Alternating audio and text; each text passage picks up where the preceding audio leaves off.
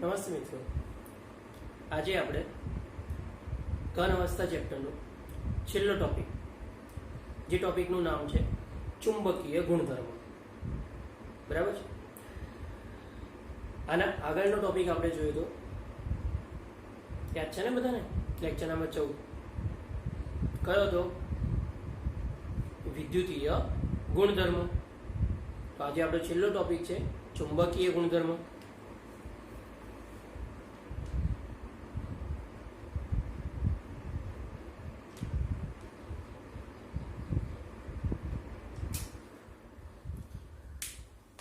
આ ટોપિક સમજવા માટે આપણને પહેલા થોડી બેઝિક માહિતી હોવી જરૂરી છે. તો બેઝિક માહિતી એટલે કઈ રીતે? તો આપણને ખબર છે કોઈ પણ પદાર્થ ચુંબક તરીકે ક્યારે વર્તી શકે. કોઈ પણ પદાર્થ ચુંબક તરીકે ક્યારે વર્તી શકે? તો દરેક પદાર્થની અંદર ઇલેક્ટ્રોન રહેલો છે, કેમ કે ચુંબકીય ગુણધર્મ ડાયરેક્ટ કનેક્શન ધરાવે છે ઇલેક્ટ્રોન સાથે. બરાબર છે. એટલે ઇલેક્ટ્રોનના લીધે જ આપણે કહી શકીએ કે એનું ચુંબકત્વ જોવા મળે છે. તો આપણને એક પ્રશ્ન એ પણ થાય કે આ પેનની અંદર પણ ઇલેક્ટ્રોન રહેલા છે, તો એ ચુંબકની જેમ કેમ વર્તતું નથી?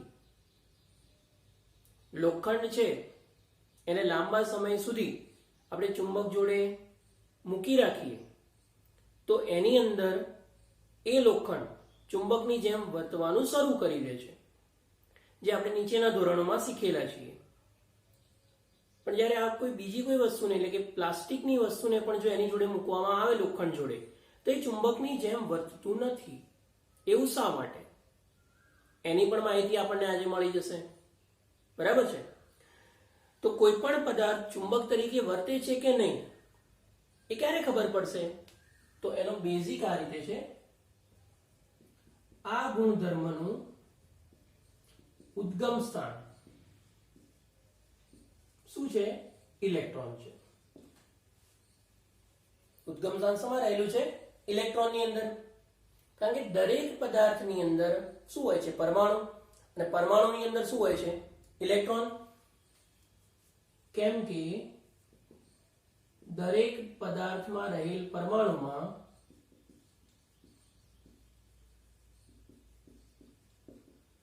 ઇલેક્ટ્રોન ચુંબક તરીકે વર્તે છે. બરાબર છે. અને એ ચુંબકત્વ શું નક્કી કરે છે? એની ચુંબકીય ચાક માત્રા. શું નક્કી કરે છે? એની ચુંબકીય ચાક માત્રા. આ જે ઇલેક્ટ્રોનની વાત કરી, તો ઇલેક્ટ્રોન બે પ્રકારનું ભ્રમણ ધરાવે છે. ઇલેક્ટ્રોન બે પ્રકારનું ભ્રમણ ધરાવે છે. હવે કયું કયું ભ્રમણ? તો આપણને ખબર છે કે ઇલેક્ટ્રોન એ પરમાણુની અંદર હોય ત્યારે એ કેન્દ્રની ફરતે પણ કક્ષકીય ગતિ કરે છે. આ કહીએ એનું પહેલું ભ્રમણ. અને બીજું ભ્રમણ કયું? તો ઇલેક્ટ્રોન પોતાની ધરી પર પણ ફરે છે. બરાબર છે. એટલે પહેલું એના ભ્રમણની વાત કરીએ તો કેન્દ્રની ફરતે ભ્રમણ, જેને આપણે કહીએ છીએ કક્ષકીય ગતિ. કારણ કે કોની અંદર ગતિ કરે છે? કક્ષાની અંદર. એની આકૃતિ સમજીએ તો આકૃતિ આપણને ઈઝી સમજાઈ જશે. આ કક્ષક છે અને આ કેન્દ્ર છે. તો આ કેન્દ્રની આસપાસ ઇલેક્ટ્રોન એક જ દિશામાં કન્ટિન્યુઅસ કક્ષકીય ગતિ કરતા હોય છે. બરાબર છે. અને આપણી જે ચુંબકીય ચાક માત્રા છે આ રીતે છે. અને આપણે શું કહીશું? ચુંબકીય ચાક માત્રા. ઓકે. ત્યારબાદ એનો બીજો પ્રકાર, એટલે કે બીજું ભ્રમણ કયું ધરાવે છે? તો કે પોતાની ધરી પર ભ્રમણ. બીજું ભ્રમણ કયું છે એનું? ધરી ઉપર ભ્રમણ. બરાબર છે. તો ધરી ઉપર ભ્રમણ કેવું હોય? તો ધારો કે આ ઇલેક્ટ્રોનની વાત કરીએ તો ઇલેક્ટ્રોન, આ ઇલેક્ટ્રોન જ છે આખો એક. બરાબર. આ શું છે? ઇલેક્ટ્રોન. તો ઇલેક્ટ્રોન પોતાની ધરી ઉપર પણ ભ્રમણ કરતા હોય છે. જેમ આપણને ખબર છે કે આપણી જે પૃથ્વી છે એ સૌરમંડળમાં પણ ગતિ કરે છે અને સાથે સાથે પૃથ્વી પોતાની ધરી ઉપર પણ ભ્રમણ કરે છે. એ જ રીતે ઇલેક્ટ્રોન પણ પરમાણુના કેન્દ્રની આસપાસ પણ ભ્રમણ કરે છે, સાથે સાથે પોતાની ધરી ઉપર પણ ભ્રમણ કરે છે. બરાબર? એટલે ઇલેક્ટ્રોનની અંદર બે પ્રકારની ચુંબકીય ચાકમાત્રાનો ઉદ્ભવ થાય છે. એક કક્ષકીય ચુંબકીય ચાકમાત્રા અને બીજી છે ધરીય ચાકમાત્રા. બરાબર છે? જે બોહર મેગ્નેટોન એકમમાં મપાય છે. શેમાં મપાય છે? બોહર મેગ્નેટોન એકમમાં, જેની સંજ્ઞા છે મ્યુ બી. ઓકે, અને એનું મૂલ્ય છે 9.27 ગુણ્યા 10⁻²4 એમ્પિયર મીટર સ્ક્વેર. તો આટલી ચુંબકીય ચાકમાત્રાથી જે બોહર મેગ્નેટોન દ્વારા નક્કી કરવામાં આવેલું છે તે ઇલેક્ટ્રોન આટલી ચુંબકીય ચાકમાત્રાથી ભ્રમણ કરતો હોય છે. આટલી બેઝિક માહિતી તો આપણને ખબર પડે. તો ચુંબકીય ચાકમાત્રાની અંદર પહેલા આટલી બેઝિક માહિતી આપણી જોડે હોવી જરૂરી છે. ફરી એકવાર રિપીટ કરીએ. ચુંબકીય ગુણધર્મ છે એ ઉદ્ભવ સ્થાન એનું ક્યાંથી છે? તો ઇલેક્ટ્રોનના લીધે. દરેક પદાર્થના પરમાણુમાં ઇલેક્ટ્રોન રહેલો જ હોય છે, જે ચુંબક તરીકે વર્તે છે અને જેના લીધે એની ચુંબકીય ચાકમાત્રા ઉદ્ભવે છે. ઇલેક્ટ્રોન બે પ્રકારનું ભ્રમણ ધરાવે છે. કેન્દ્રની ફરતે ભ્રમણ એટલે કે કક્ષકીય ગતિ, ત્યારબાદ પોતાની ધરી પરનું ભ્રમણ જેને કહીશું ધરી ભ્રમણ. ઇલેક્ટ્રોન પોતાની ધરી પર ભ્રમણ કરે છે. જે ચુંબકીય ચાકમાત્રા છે એ બોહર મેગ્નેટોન એકમ દ્વારા નક્કી કરવામાં આવે છે, જેની સંજ્ઞા છે મ્યુ બી અને એનું મૂલ્ય છે 9.27 ગુણ્યા 10⁻²4 એમ્પિયર મીટર સ્ક્વેર. સમજાય છે આટલું? ઓકે. ત્યારબાદ કયા કયા પ્રકારના ચુંબકીય ગુણધર્મો હોય છે? તો ટોટલ આમ તો બે જ છે, અનુચુંબકીય અને પ્રતિચુંબકીય.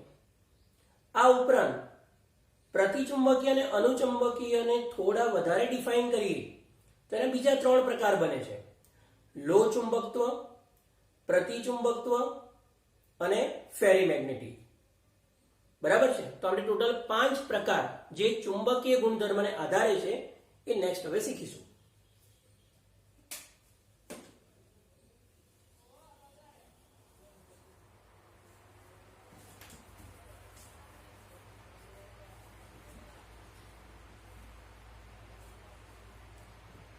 તો પહેલો પ્રકાર આપણે જોઈએ અનુચુંબકત્વ. બરાબર છે?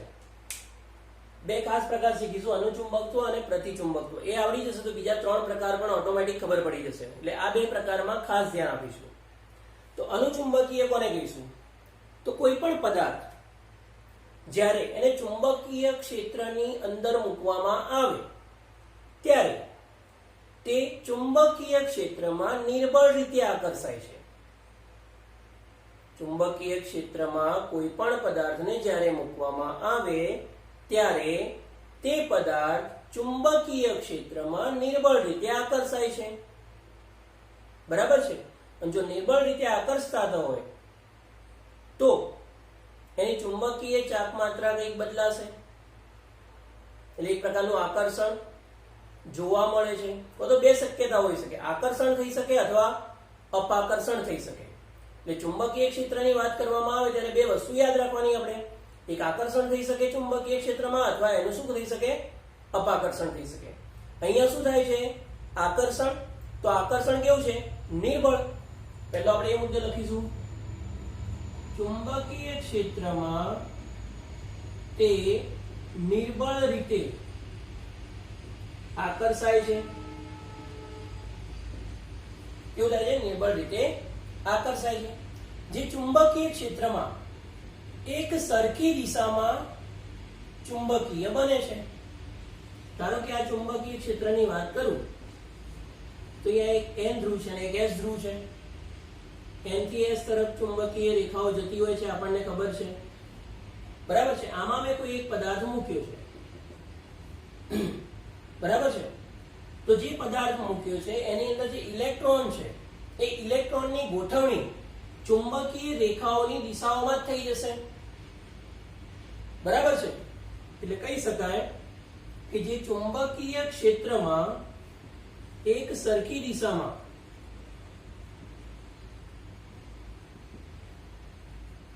ચુંબકીય બને છે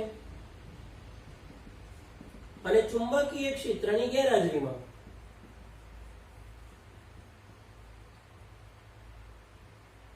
ધારો કે ચુંબકીય ક્ષેત્ર હતું, હવે આપણે એને ચુંબકીય ક્ષેત્ર દૂર કર્યું તો એનું ચુંબકત્વ ગુમાવે છે. સમજાય છે? આવું શા માટે થાય છે? જ્યારે આવા કોઈ પદાર્થને એટલે કે અનુચુંબકીય પદાર્થને ચુંબકીય ક્ષેત્રની અંદર મૂકવામાં આવે ત્યારે એ ચુંબકની જેમ વર્તે છે. ચુંબકીય ક્ષેત્ર દૂર કરવામાં આવે ત્યારે એ પોતાનું ચુંબકત્વ પાછું ગુમાવી દે છે. એનો મતલબ એવો થાય કે ચુંબકની હાજરીમાં ચુંબકની જેમ વર્તે છે, ચુંબકની ગેરહાજરીમાં ચુંબક તરીકે વર્તતું નથી. તો આવું થવાનું કારણ શું? તો આવા પદાર્થમાં ઓછામાં ઓછો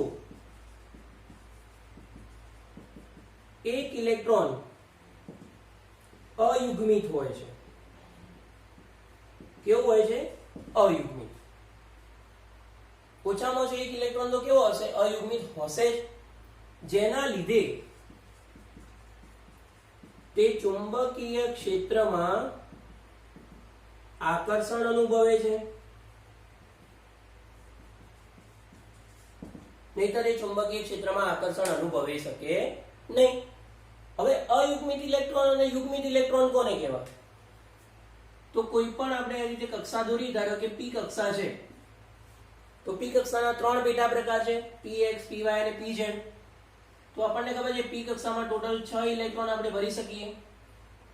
તો શરૂઆતના 3 ઇલેક્ટ્રોન આ રીતે ભરાશે, ચોથો ઇલેક્ટ્રોન આ રીતે, પાંચમો ઇલેક્ટ્રોન આ રીતે અને છઠ્ઠો ઇલેક્ટ્રોન આ રીતે. તો એક પેટા કક્ષકની અંદર 2 ઇલેક્ટ્રોન ભરાયા. એક ઇલેક્ટ્રોનની દિશા ઉપરની તરફ છે, બીજા ઇલેક્ટ્રોનની દિશા નીચેની તરફ છે. આ જે બન્યું એને આપણે શું કહીશું? યુગ્મ એટલે કે યુગ્મિત ઇલેક્ટ્રોન. પણ ધારો કે હું અહીંયાથી એક ઇલેક્ટ્રોન દૂર કરું છું તો અહીંયા કેટલા ઇલેક્ટ્રોન વધ્યા? એક જ ઇલેક્ટ્રોન. તો આને કહીશું અયુગ્મિત.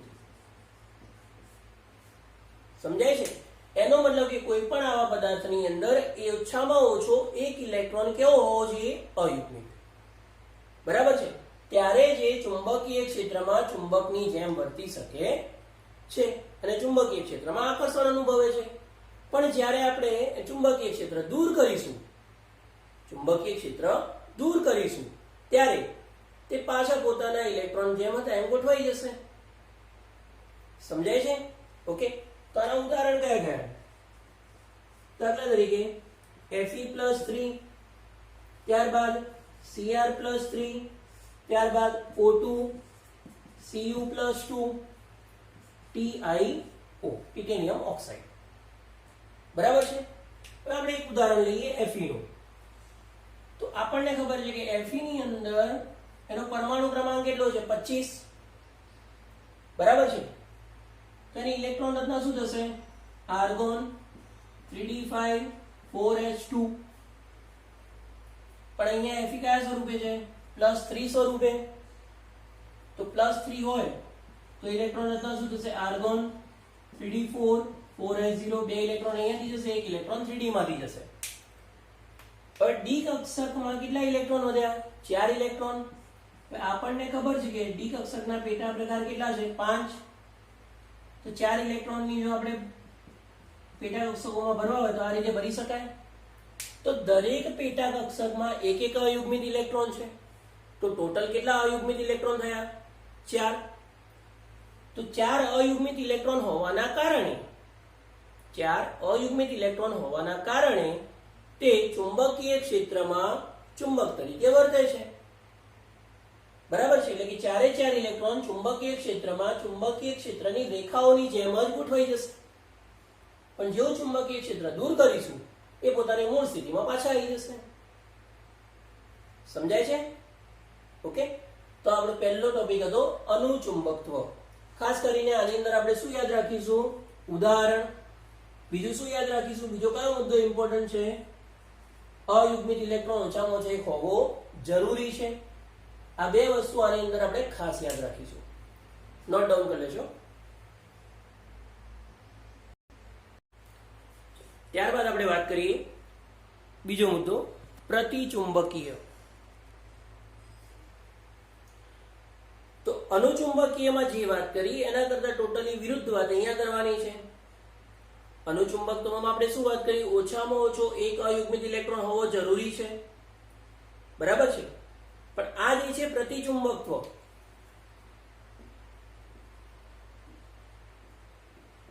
તેની અંદર એક પણ અયુગ્મિત ઇલેક્ટ્રોન હોતો નથી, બરાબર છે. તો જ્યારે આવા પદાર્થોને ચુંબકીય ક્ષેત્રમાં મૂકવામાં આવે ત્યારે એ શું કરશે? અપાકર્ષણ કરે છે. એટલે કે ચુંબકીય ક્ષેત્રની વિરુદ્ધ દિશામાં ઇલેક્ટ્રોનની ગોઠવણી થશે, કારણ કે બધા જ ઇલેક્ટ્રોન કેવા છે? યુગ્મિત છે. ઓકે, એટલે કે ચુંબકીય ક્ષેત્રની હાજરીમાં આવા પદાર્થો વિરુદ્ધ દિશામાં ચુંબક બનાવે છે.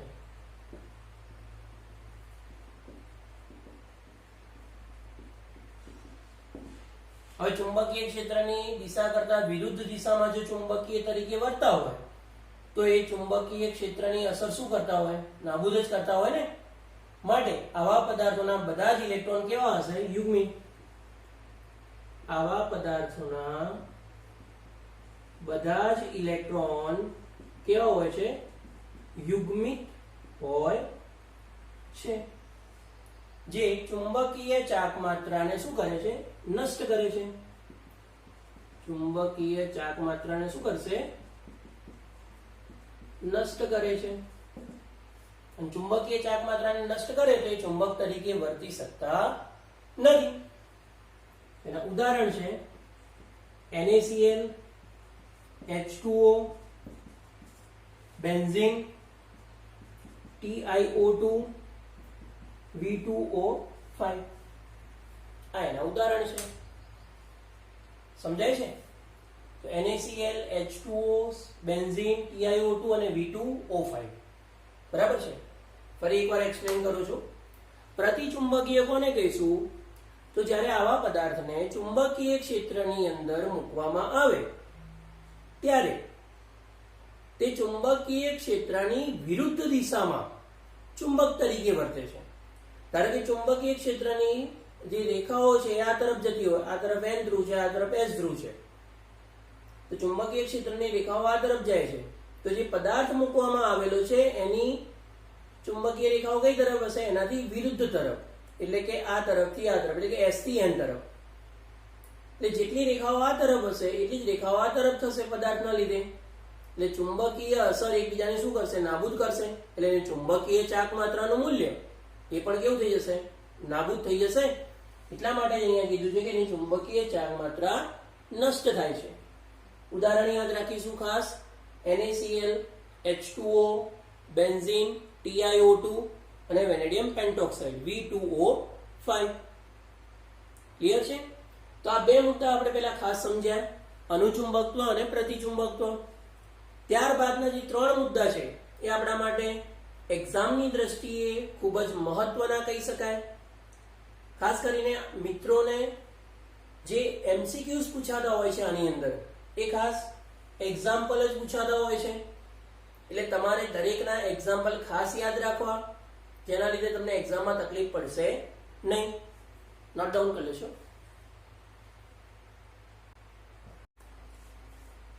ત્યારબાદ આપણો ત્રીજો મુદ્દો છે લો ચુંબકત્વ.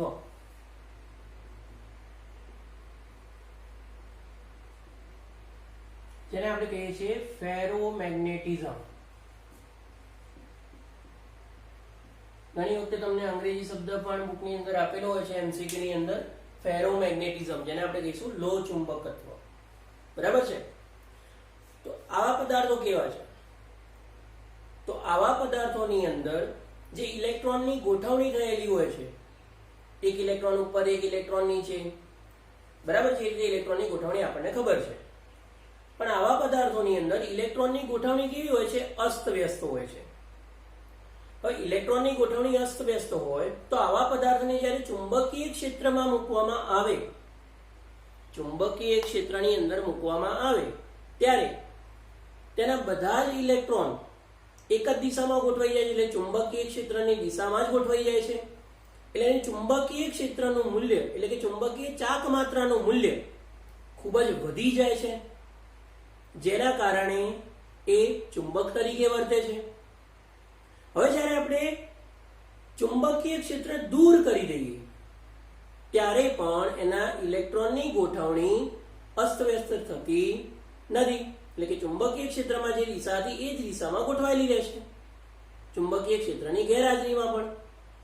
આથી ચુંબકીય ક્ષેત્રની ગેરહાજરીમાં પણ આવા પદાર્થો જે છે એ ચુંબક તરીકે વર્તે છે.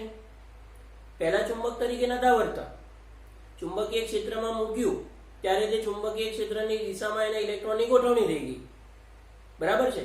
પરંતુ જ્યારે ચુંબકીય ક્ષેત્ર દૂર કરી દીધું પછી એ ઇલેક્ટ્રોન કઈ દિશામાં ગોઠવાયા? જે પહેલા હતા એ દિશામાં ફરીથી ગોઠવાતા નથી, નવી દિશા અપનાવે છે જે ચુંબકીય ક્ષેત્રની દિશા હતી, જેના લીધે ચુંબક તરીકે વર્તવાનું શરૂ કરે છે. સમજાય છે? તો આ બેઝિક માહિતી હતી આખા લો ચુંબક તત્વો માટેની. હવે અહીંયા આપણે એક ઇલેક્ટ્રોનની વાત કરી, પણ અહીંયા જે ઇલેક્ટ્રોન છે એ ઇલેક્ટ્રોનની જગ્યાએ આપણે એને નામ આપીશું ડોમેન. કારણ કે આની અંદર જે ધન આયન ગોઠવાયેલા હોય છે, કોઈ પણ ઘન અવસ્થામાં પદાર્થની વાત કરીએ તો ધાતુ આયનો રહેલા હોય છે. ધાતુ આયનો એક નાના વિસ્તારમાં સામૂહિક રીતે ગોઠવાયેલા હોય છે, બરાબર છે, જેને આપણે નામ આપ્યું છે ડોમેન. ડોમેન એટલે બીજું કશું જ નથી, ઇલેક્ટ્રોનની ગોઠવણી જ છે. પણ અહીંયા આપણે એને શું નામ આપેલું છે? ડોમેન.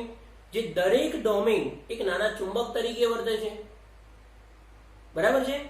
તો બોર્ડ ઉપર હવે મેં જે એક્સપ્લેનેશન આપ્યું છે એની સંપૂર્ણ માહિતી બોર્ડ ઉપર લખું છું, ધ્યાનથી તમે જોજો.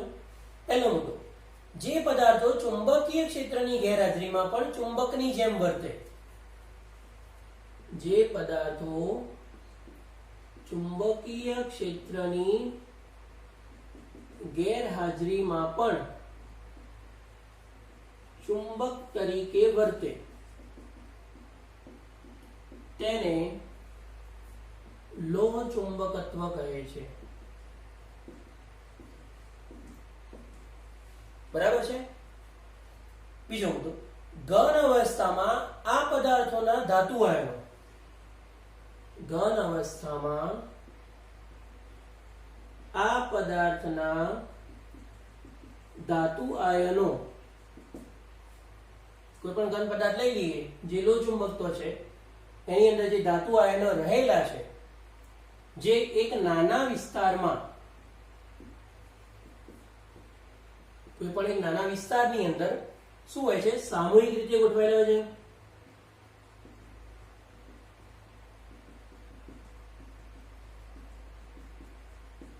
એક નાના વિસ્તારની અંદર સામૂહિક રીતે ગોઠવાયેલા હોય છે, જેને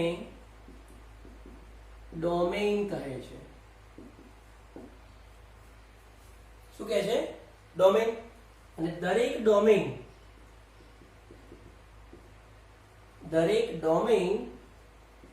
એક નાના ચુંબક તરીકે વર્તે છે.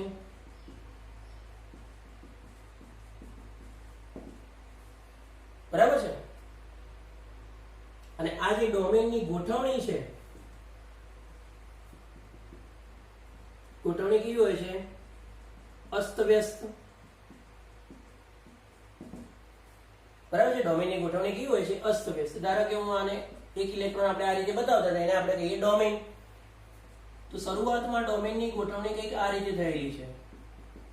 જો જેટલા તીર ઉપર છે એટલા તીર નીચે છે નહીં, એટલે કે ડોમેનની ગોઠવણી કેવી છે? અસ્તવ્યસ્ત. બરાબર છે. ઓકે. જ્યારે આવા પદાર્થને ચુંબકીય ક્ષેત્રમાં મૂકવામાં આવે ત્યારે શરૂઆતમાં ડોમેનની દિશા આપણે યાદ રાખીશું આ શરૂઆતની દિશા છે, બરાબર છે, જ્યારે એને ચુંબકીય ક્ષેત્રમાં મૂકવામાં આવ્યું નથી એના પહેલાની વાત છે. હવે જ્યારે એને ચુંબકીય ક્ષેત્રમાં મૂકવામાં આવે ત્યારે બધા જ ડોમેઇન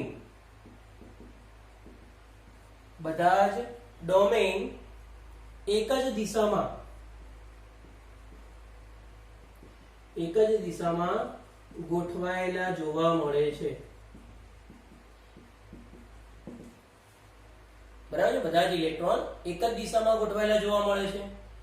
તેના લીધે તે લોહ ચુંબકત્વ કાયમી ચુંબક તરીકે વર્તે છે. તેના લીધે લોહ ચુંબકત્વ કાયમી ચુંબક તરીકે વર્તે છે. એનો મતલબ એવો થયો કે શરૂઆતના ડોમેનની દિશા આવી હતી, પણ જ્યારે એને ચુંબકીય ક્ષેત્રમાં મૂકવામાં આવી ત્યારે એના ડોમેનની દિશા એક જ તરફ થઈ જશે. બરાબર છે, ડોમેનની દિશા કેવી થશે? એક જ તરફ. ઓકે, હવે ચુંબકીય ક્ષેત્ર દૂર કરી દઉં, આ ચુંબકીય ક્ષેત્રમાં રાખ્યું ત્યારે ડોમેનની દિશા બની. હવે ચુંબકીય ક્ષેત્ર, પહેલા ચુંબકીય ક્ષેત્ર આ રીતે રાખેલું છે, પણ જ્યારે ચુંબકીય ક્ષેત્ર દૂર કરી દઉં ત્યારે પણ એના ડોમેનની દિશા આ રીતે જ ગોઠવાયેલી રહે છે. શરૂઆતમાં ડોમેનની દિશા આ રીતે હતી, ચુંબકીય ક્ષેત્રમાં મૂક્યા પછી ડોમેનની દિશા આ રીતે બને છે, એટલે કે એક જ દિશામાં. અને ચુંબકીય ક્ષેત્ર દૂર કર્યું છતાં પણ ડોમેનની દિશા હવે બદલાતી નથી, એટલે જ એ કાયમી ચુંબક તરીકે વર્તે છે. સમજાય છે? બરાબર. તો ફેરોમેગ્નેટિઝમ આપણા માટે ખૂબ જ ઇમ્પોર્ટન્ટ ટોપિક છે. ત્યારબાદ એના થોડા એક્ઝામ્પલ જોઈ લઈએ. અને એક્ઝામ્પલ કયા છે?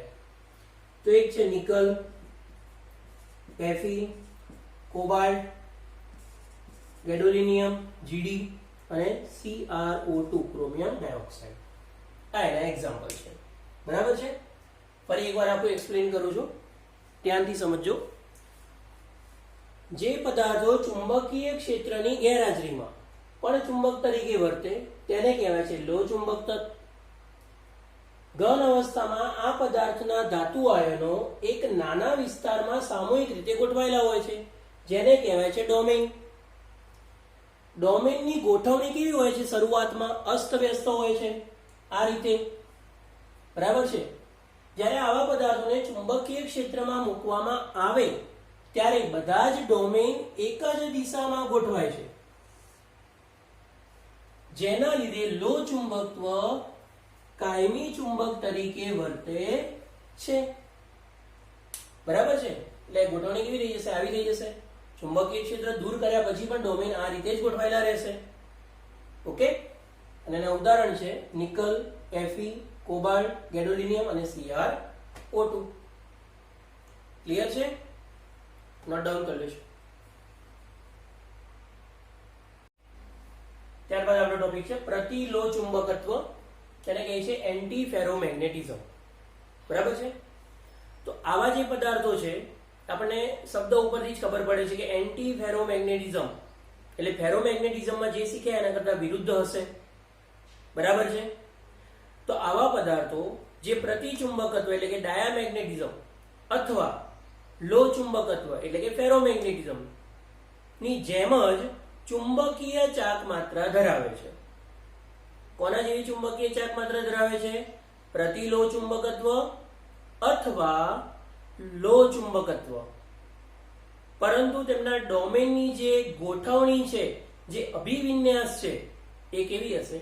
વિરુદ્ધ હશે. ડોમેનની ગોઠવણી કેવી હશે? અભિવિન્યાસી અથવા ગોઠવણી અથવા અભિવિન્યાસી કેવી હશે? વિરુદ્ધ હશે. જેને આપણે કહીશું પ્રતિલોહ ચુંબકત્વ.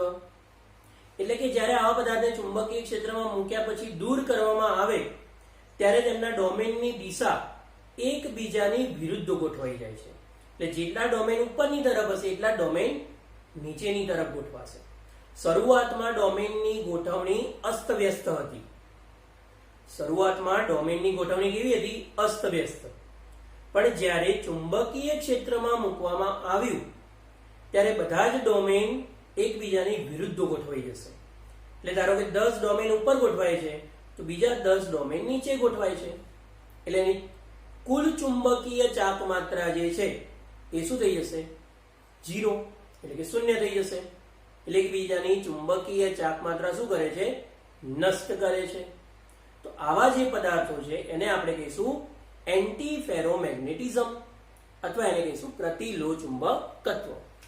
પહેલા એની વ્યાખ્યા લખી દઈએ આપણે. તો આવા પદાર્થો જે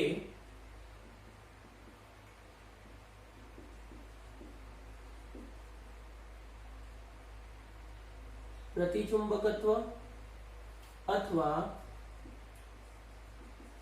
લો ચુંબકત્વ, આ ખાસ યાદ રાખીશું આપણે, ઓકે, ની જેમ ચુંબકીય ચાક માત્રા ધરાવે છે. કોના જેવી ચુંબકીય ચાક માત્રા ધરાવે છે? પ્રતિચુંબકત્વ અથવા લો ચુંબકત્વની જેમ. બરાબર છે? પરંતુ જે ડોમેઇન છે, ડોમેઇન યાદ હોવું જોઈએ. બરાબર? ડોમેઇનનો જે અભિવિન્યાસ છે એટલે કે એની ગોઠવણી જે છે, ડોમેઇનની ગોઠવણી કેવી હોય છે? વિરુદ્ધ હોય છે, જેને પ્રતિલોચુંબકત્વ કહે છે. બરાબર છે? ઓકે, એટલે કે ચુંબકીય ક્ષેત્ર દૂર કરવામાં આવે. શું કરવાનું? ચુંબકીય ક્ષેત્ર દૂર કર્યા પછી પણ બધા જ ડોમેઇન એકબીજાની વિરુદ્ધ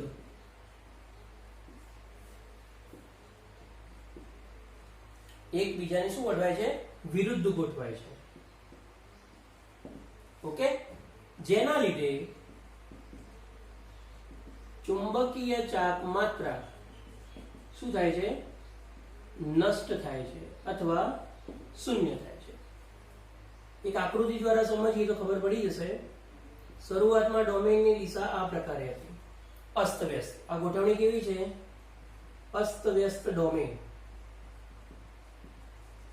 બરાબર? ત્યારબાદ એને ચુંબકીય ક્ષેત્રની અંદર મૂકવામાં આવ્યું ત્યારે એના બધા જ ડોમેઇનની ગોઠવણી આ પ્રકારે થઈ ગઈ, એક ઉપર એક નીચે, એ રીતે.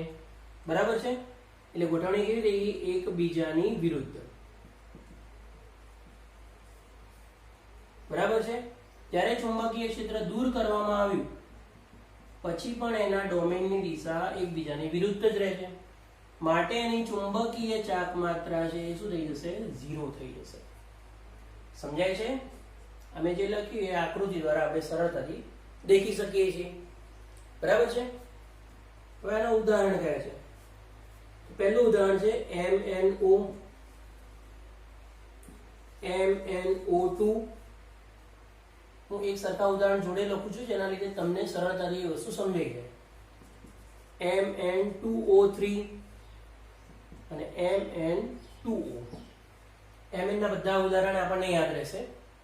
ત્યારબાદ Fe2O3. બરાબર છે? હવે આપણને સરળતાથી આ વસ્તુ સમજાઈ ગઈ છે. બરાબર છે? નોટ ડાઉન કરી લેશું. ત્યારબાદ આપણો મુદ્દો છે પાંચમો ટોપિક, ફેરી મેગ્નેટિઝમ, જે ચુંબકત્વનો છેલ્લો ટોપિક છે. બરાબર છે?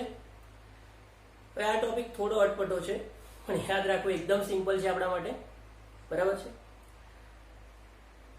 તો આ ટોપિકની અંદર જ્યારે કોઈ પણ પદાર્થની વાત કરવામાં આવે એની અંદર જે ડોમેઇનની ગોઠવણી છે એ કેવી હશે? અસમાન હશે. આપણે જોયું હમણાં કે લો ચુંબકત્વમાં જોયું, પ્રતિલો ચુંબકત્વમાં પણ જોયું કે ડોમેઇનની દિશા શરૂઆતમાં કેવી હોય છે? અસ્તવ્યસ્ત હોય છે. બરાબર છે? પણ આવા પદાર્થોને જ્યારે ચુંબકીય ક્ષેત્રમાં મૂકવામાં આવે ત્યારે પણ એના ડોમેઇનની દિશા બદલાતી નથી. યાદ કરો, ડોમેઇનની દિશા સમાન નથી બદલાતી. અનુચુંબકીયમાં યાદ છે ને? યાદ કરો, અનુચુંબકીયમાં જ્યારે ચુંબકીય ક્ષેત્રમાં એને મૂકવામાં આવતું હતું ત્યારે ચુંબકની જેમ વર્તું હતું. ચુંબકીય ક્ષેત્ર દૂર કરતા હતા એટલે પાછા એ બિનચુંબકીય બની જતા હતા. તો એ જ ટોપિક આ છે. સમજાય છે ને? પણ ત્યાં ડોમેઇનની દિશામાં ગોઠવણ વ્યવસ્થિત હતી. અને એક જ અયુગ્મિત ઇલેક્ટ્રોન ઓછામાં ઓછો રહેવો જોઈતો હતો. આ ટોપિકની અંદર જે ડોમેનની ગોઠવણી છે એ શરૂઆતથી અસ્તવ્યસ્ત જ હશે. એટલે ડોમેનની દિશા જો આપણે બતાવીએ તો ડોમેનની દિશા કંઈક આ ટાઈપની હશે, બરાબર છે. જ્યારે એને ચુંબકીય ક્ષેત્રમાં મૂકવામાં આવે ત્યારે પણ એના ડોમેનની દિશા બદલાતી નથી, પણ જે વધુ દિશામાં હશે એક તરફ એ ચુંબકીય ક્ષેત્રમાં નિર્બળ રીતે આકર્ષાયેલા હશે. ચુંબકીય ક્ષેત્રમાં કઈ રીતે આકર્ષાયેલા હશે? નિર્બળ આકર્ષણ ધરાવે છે, બરાબર છે. અને જ્યારે પાછું એનું ચુંબકીય ક્ષેત્ર આપણે દૂર કરીશું એટલે એના ડોમેનની દિશામાં કોઈ જ ફેરફાર થશે નહીં, બરાબર છે. એટલે જ આ પદાર્થનું નામ આપ્યું છે ફેરીમેગ્નેટિઝમ, બરાબર છે. હવે આવા પદાર્થોને આપણે બીજા કયા નામે ઓળખીએ છીએ? અનુચુંબકીય, કારણ કે એના જેવો જ ગુણધર્મ ધરાવે છે ને. ચુંબકીય ક્ષેત્રમાં તો આકર્ષણ ધરાવે છે, એટલે ચુંબકીય ક્ષેત્રની અંદર એ થોડા ઘણા અંશે ચુંબકની જેમ વર્તે છે એવું કહી શકાય, જે આપણે અનુચુંબકીયમાં પણ જોયું હતું, બરાબર છે. એટલે આવા પદાર્થો કોના જેવો હોય છે? અનુચુંબકીય જેવા. હવે આવા પદાર્થોને જ્યારે ગરમ કરવામાં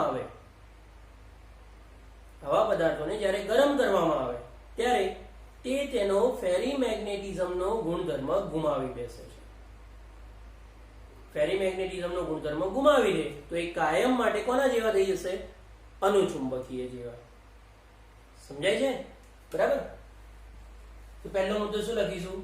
જ્યારે પદાર્થમાંની અસમાન સંખ્યામાં ડોમેનની ગોઠવણી, જ્યારે પદાર્થમાંના અસમાન સંખ્યામાં ડોમેનની ગોઠવણી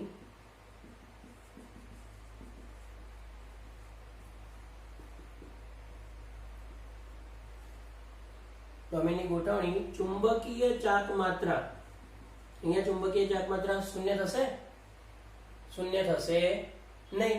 તો ચુંબકીય ચાક માત્રા સમાંતર અને બિન સમાંતર દિશાઓમાં ગોઠવાયેલી હોય છે. ચુંબકીય ચાક માત્રા સમાંતર અને બિન સમાંતર રીતે અભિવિન્યાસ અથવા ગોઠવણી ધરાવે છે. ઓકે, ત્યારે તે ફેરીમેગ્નેટિઝમતા દર્શાવે છે. ફેરીમેગ્નેટિઝમ તરીકે વર્તે છે. સમજાય છે? બરાબર છે. જે ચુંબકીય ક્ષેત્રમાં કેવું આકર્ષણ ધરાવશે? નિર્બળ આકર્ષણ. નિર્બળ રીતે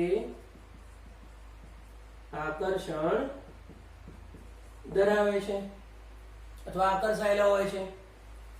આવા પદાર્થને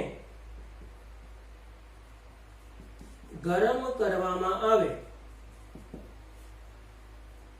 તો તે ફેરીમેગ્નેટિઝમ નો જે ગુણધર્મ છે, ફેરીમેગ્નેટિઝમનો જે ગુણધર્મ છે એ ગુમાવે છે અને કાયમી અનુચુંબકત્વની જેમ વર્તે છે. બરાબર છે? ઓકે. તો આના ઉદાહરણ કયા હોઈ શકે? આના ઉદાહરણ છે, પહેલું ઉદાહરણ છે મેગ્નેટાઇટ.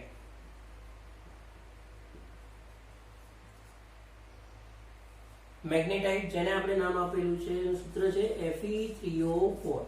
આ ખાસ યાદ રાખીશું. ત્યારબાદ છે એના ફેરાઇટ, એટલે કે FeO ના ફેરાઇટ. ફેરાઇટ કયા કયા છે?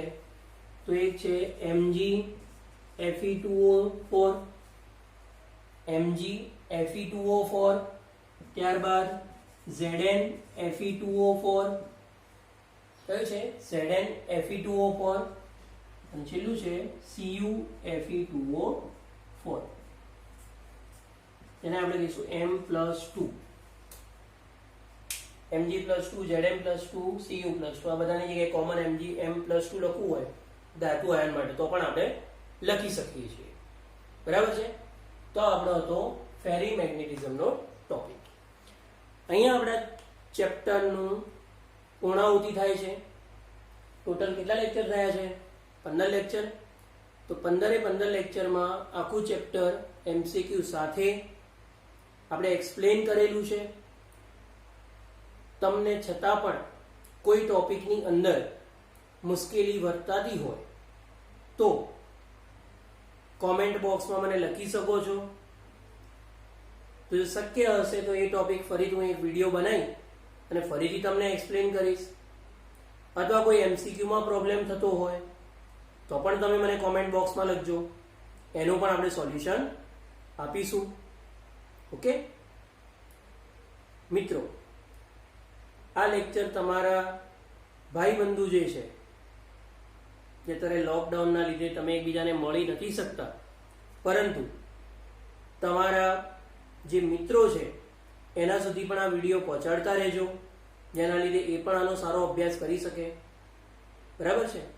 અને મારો વિડીયો જેટલો બને એટલો લાઈક, સબસ્ક્રાઈબ અને શેર કરતા રહેજો, જેથી વધુ ને વધુ લોકો સુધી આ વિડીયો પહોંચી શકે. ઓકે, અસ્તુ.